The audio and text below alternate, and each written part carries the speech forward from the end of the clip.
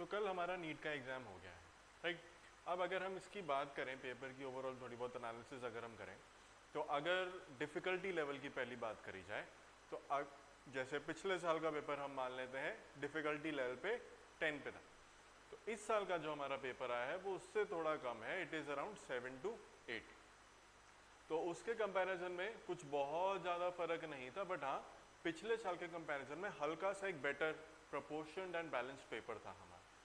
अब section wise अगर देखा जाए तो बायो मैं कहूँगा was the easiest out of all of them, क्योंकि बायो में डायरेक्ट एनसीईआरटी लाइनर्स वगैरह ये सब दिए हुए थे।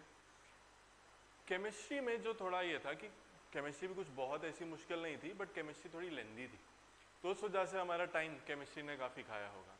फिजिक्स पे अगर आते हैं तो फिजिक्स भी was moderate to a better higher side, वो भी कुछ बहुत ईजी नहीं थी, बट ऐसा भी नहीं था कि वो बहुत ही ज़्यादा हमारे लिए डिफिकल्ट है। तो बायो होपफुली हम सबका बहुत अच्छा गया होगा। केमिस्ट्री में अगर हमने अच्छे से टाइम मैनेजमेंट करके कर लिया होगा तो केमिस्ट्री भी मोर और लेस आपका अच्छा गया होगा।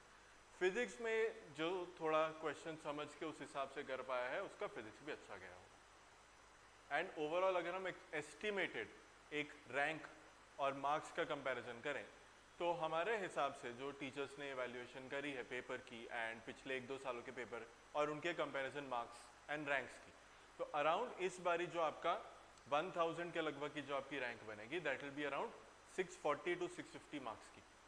तो अगर आप उस रेशियो में अपने आप को एक्सपेक्ट कर रहे हैं तो आपकी रैंकिंग अराउंड 1000 to 950 के बीच में आ सकती है। एंड वहीं अगर हम बात करें जैसे ही आप नीचे आते जाओगे तो जंप बहुत सारा या बहुत ड्रास्टिक हो जाएगा कि जैसे ही आप अराउंड 500 520 के पास आते हो तो जो रैंक थी हमारी वो अगेन अराउंड 98,000 to 1 लाख के बीच में हमारी आनी चाहिए।